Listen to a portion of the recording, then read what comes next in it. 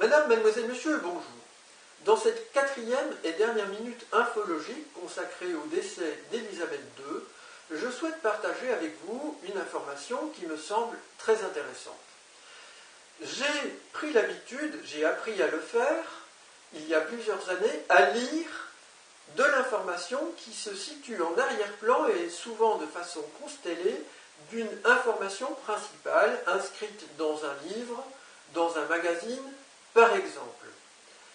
Il n'existe pas de science à ma connaissance pour conceptualiser cela, mais je pense que les extraterrestres intrus savent le faire et s'en servent pour nous influencer. Je vais donc poser la question ici devant vous, le décès d'Élisabeth II est-il lisible dans le passé? Je rappelle la date de son décès, le 8 septembre 2022. J'ai recherché dans mon encyclopédie Larousse en 3 volumes en couleur, qui m'a été offerte il y a plusieurs dizaines d'années par ma tante Lise. Lise a la même étymologie qu'Élisabeth. Dans le volume qui se situe ici derrière moi, à la page 298, se trouve le nom Balmoral pour château de Balmoral, qui est la résidence d'été des rois d'Angleterre où est morte Élisabeth II. Eh bien, ce mot se trouve page 298. 9 comme le mois de septembre, 8 le jour et 2, le 2 qui est répété pour 8 septembre 2022.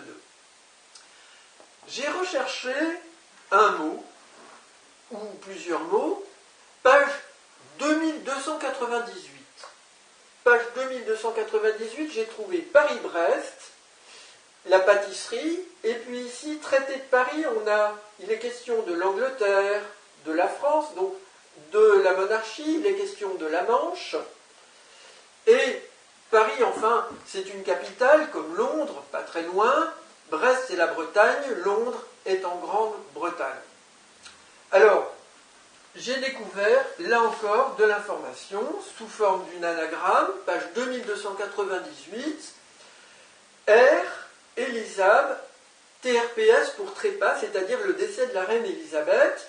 Le L est obtenu avec le trait d'union qu'on peut redresser, mais c'est la ligne de train, donc on a la longueur L située entre K et M de kilomètres. Madame, mademoiselle, monsieur, sur ce clin d'œil sérieux, je vous remercie pour votre attention.